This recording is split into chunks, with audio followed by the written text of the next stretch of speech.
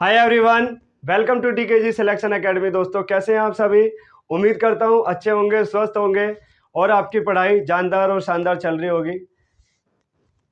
तो दोस्तों, हमने जो है बेसिक कॉन्सेप्ट को क्लियर कर लिया है। चलिए इस वीडियो में जो है कुछ हम न्यूमेरिकल्स कर लेते हैं ताकि आपका जो बेसिक कॉन्सेप्ट है वो क्लियर हो जाए।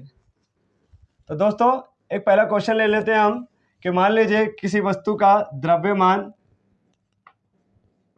ठीक है, 5 किलोग्राम है, ठीक है, और उसका जो त्वरण है दोस्तों, मान लीजिए 2 मीटर पर सेकंड स्क्वायर है। तो दोस्तों बल ज्ञात करिए। तो ये क्वेश्चन है दोस्तों, करके दिखाइए आप सभी। कैसे करेंगे आपको मालूम है। फोर्स का फार्मूला आपको मालूम है, मास इंटू एक्सेलरेशन। तो मास कितना है? 5 किलोग्राम, ठीक है, इंटू एक्सेलरेशन कितना है? 2 मीटर पर सेकेंड, 2 मीटर पर सेकेंड स्क्वायर। तो आंसर क्या आएगा दोस्तों? 5 दूना 10 न्यूटन। ठीक है। एक क्वेश्चन और ले लेते हैं दोस्तों कि किसी वस्तु का मान लीजिए द्रव्यमान 50 किलोग्राम है और प्रारंभिक वेग से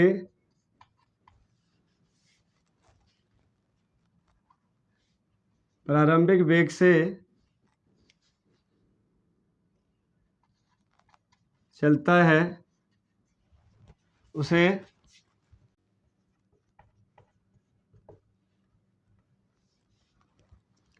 2 सेकंड में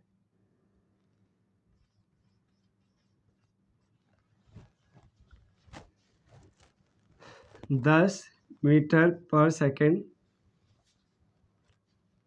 का अंतिम वेग प्राप्त होता है। फोर्स ज्ञात करें।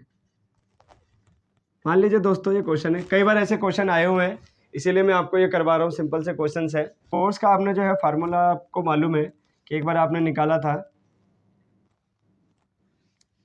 कि M V minus M U upon time. ये भी आपने निकाला था। आई होप कि ये बात मालूम है आपको, मना मत कर देना कोई। ठीक है, तो हम फार्मूले में हम पुट कर देते हैं वैल्यू। ठीक है, तो पहले एक्सेलरेशन निकाल लेते हैं। दो तरीके से निकाल लेते हो, डायरेक्ट मान रख दोगे तब भी निकल जाएगा, एक्सेलरेशन निकाल दोगे तब भी निकल जाएगा। तो v माइनस यू अपॉन में टाइम। ठीक है, कोई यहाँ पे है, इसका 0 है मान लो, ठीक है, प्रारंभिक वेग, और अंतिम वेग इसका जो है यहाँ पे दे रखा है हमारे को 10 मीटर पर सेकेंड। ठीक है, कितना? 2 सेकेंड लगा, 2 सेकेंड लगा। तो दोस्तों फार्मूला क्या है? v माइनस यू अपॉन में टाइम इज इक्वल टू क्या आएगा?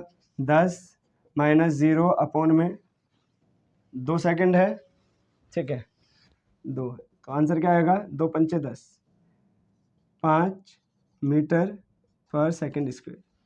यही आएगा दोस्तों। ठीक है, तो हम पुट कर देते हैं वैल्यू। ठीक है, एम हमको मालूम है 50 किलोग्राम इंटू, ठीक है, एक्सेलरेशन निकाल दिया हमने, एक्सेलरेशन निकाल दिया 5 मीटर पर सेकेंड, तो 5 मीटर पर सेकेंड स्क्वायर। ठीक है, तो फार्मूले में क्या आएगा? देखो, केजी इंटू मीटर पर सेकेंड स्क्वायर, ये भी जो है फोर्स का ही ऐसा यूनिट है, ध्यान रखना, मैंने पहले करवाया हुआ है और इसी को यूनिट भी बोलते हैं। ठीक है, तो 50 को इससे मल्टीप्लाई कर दो, 5 25, ठीक है, 1 0 का 1 0 न्यूटन। तो ये जो है दोस्तों आपका आंसर आ गया, 250 न्यूटन। ठीक है, इसका स्क्रीनशॉट ले लीजिए। इस तरीके के आप भी जो है क्वेश्चंस करिए दोस्तों। न्यूमेरिकल्स करेंगे तो आपको स्पीड मिलेगी, न्यूमेरिकल से स्पीड मिलती है, ध्यान रखना, स्पीड चाहिए होता है। किसी भी एग्ज़ाम में अगर आप बैठे हैं तो आप ये बात समझ लीजिए कि आपको स्पीड चाहिए दोस्तों। बिना स्पीड के आपने बेसिक सीख लिया, कॉन्सेप्ट सीख लिया, चलिए बहुत अच्छी बात है। ठीक है, जहाँ पे आपको बेसिक की ज़रूरत है वहाँ बेसिक सीखो, जहाँ पे स्पीड की ज़रूरत है वहाँ स्पीड सीखो। अब न्यूमेरिकल्स मान लो अगर आ गया, ठीक है, मान लीजिए अगर न्यूमेरिकल्स आ गया तब तो आपको करना ही पड़ेगा ना, क्वेश्चन छोड़ के थोड़ी आ जाओगे। जब फार्मूले याद है तो फार्मूला पुट करके निकाल दो। ठीक है, मैं एक क्वेश्चन ले रहा हूँ, एनसीईआरटी बुक से ले रहा हूँ दोस्तों, कि इसमें लिखा हुआ है एक 5 किलोग्राम द्रव्यमान वाली वस्तु 5 किलोग्राम द्रव्यमान वाली वस्तु, ठीक है, हिंदी में लिख रहा हूँ, ठीक है, इंग्लिश में, हिंदी और इंग्लिश में ज़्यादा दिक्कत नहीं है, मेरे को लगता है कि ये ज़्यादा बच्चों को समझ में आ रही होगी तो मैंने ये लिख दिया। ठीक है, ठीक है, द्रव्यमान को मास बोलते हैं।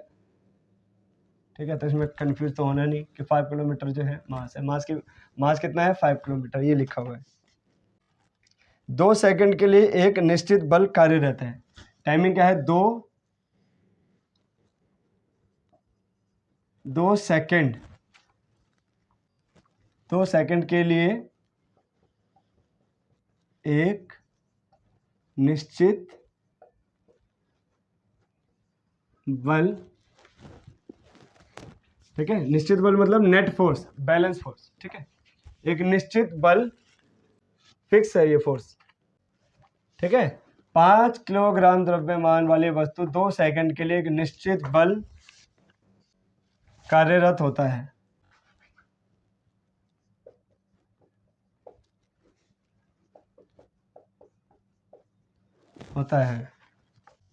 तो लिखा है दोस्तों, यह वस्तु के वेग को, यह वस्तु के वेग को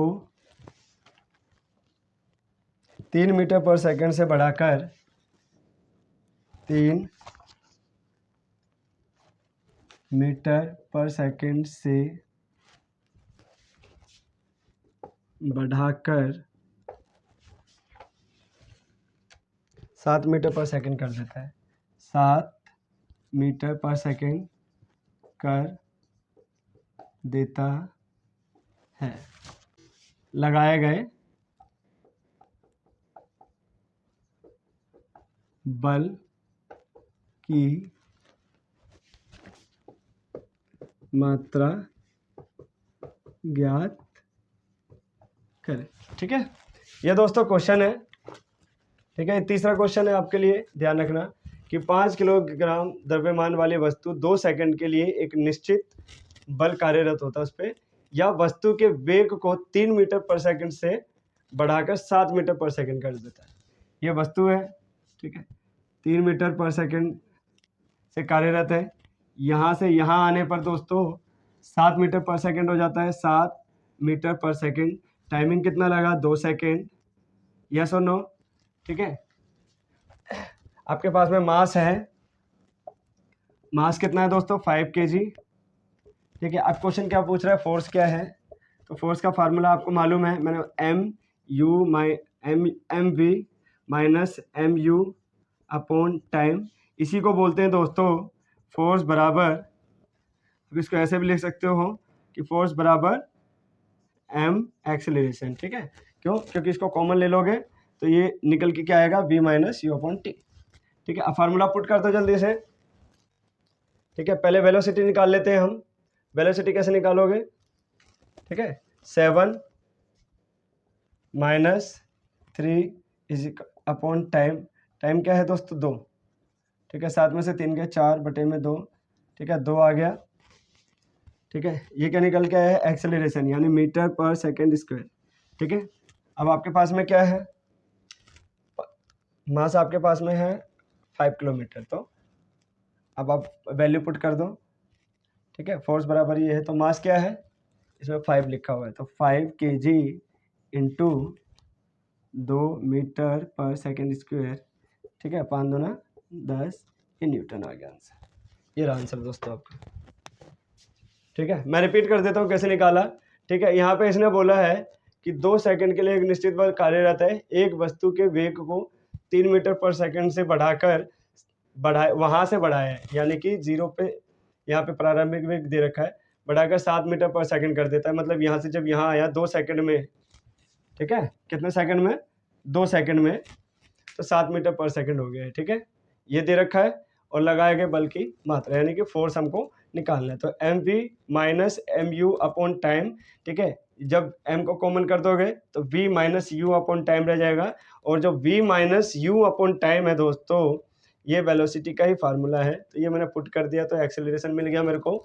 ठीक है, F is equal to M A होता है, ये भी फार्मूला, ये भी फार्मूला, यहाँ रखोगे तो भी निकल जाएगा, यहाँ लिखोगे तो भी। मैंने एक्सेलरेशन पहले निकाल दिया है, आपको ईजी समझ में आ जाए। तो 5 मास कितना है 5, तो 5 kg इंटू 10 मीटर पर सेकेंड स्क्वायर, ठीक है, तो 10 न्यूटन आ गया। केजी मीटर पर सेकेंड स्क्वायर को ही दोस्तों न्यूटन बोलते हैं। ठीक है, ये बात समझ में आ गई। तो दोस्तों ऐसे ही कुछ क्वेश्चंस हैं जो आप भी जो है ट्राई करिए। ठीक है, आपको किताबों में मिल जाएगा, ठीक है, प्रैक्टिस सेट में मिल जाएगा। ठीक है, ये आपको स्पीड देता है। और हमने जो है दोस्तों यूनिट एंड डायमेंशंस को कंप्लीट कर लिया है, यूनिट एंड मेजरमेंट को कंप्लीट कर रखा है, scalar quantity and vector quantity को हमने कंप्लीट कर लिया है। हमने जो है दोस्तों मोशन का चैप्टर ख़त्म कर दिया है, और हमने दोस्तों आज finally force and law of motion को भी कंप्लीट कर दिया है।